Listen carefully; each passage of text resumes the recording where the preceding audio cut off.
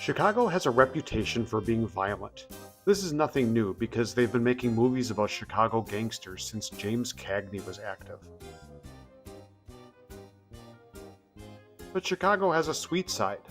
In fact, it's been called the candy capital of the world.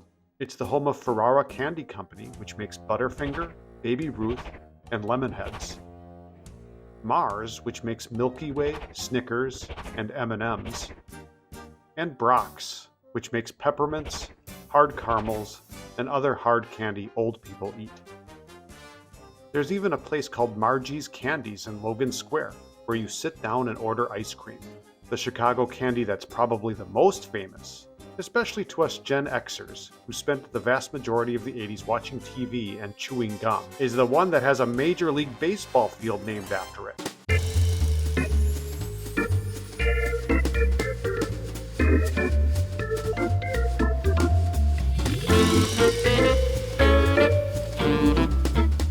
Yes, Wrigley Gum started in Chicago by a guy whose name was, you guessed it, Wrigley.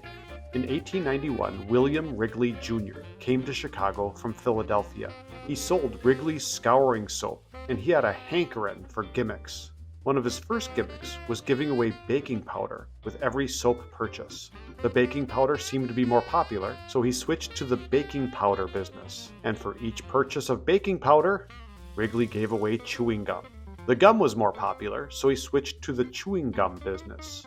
And there he stayed, because the chewing gum business proved to be lucrative for him. So lucrative that he was able to build the fancy schmancy Wrigley Building in 1920, which was the company's global headquarters until 2011. And in 1921, he was able to purchase the Chicago Cubs, and eventually named the park the Cubs played at after himself.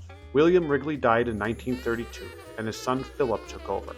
In 1893, Wrigley introduced Juicy Fruit. Juicy fruit is gonna move ya. It juices soft, it gets right to ya. For people who partake in extreme skiing. Doublemint in 1914 for twins.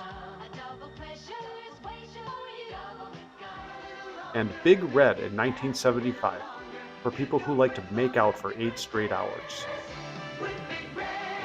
In 2008, Mars Incorporated acquired Wrigley for about $23 billion.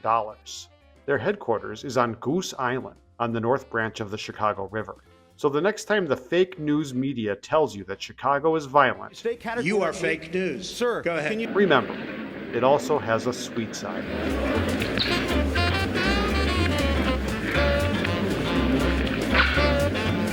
Stop chewing that gum!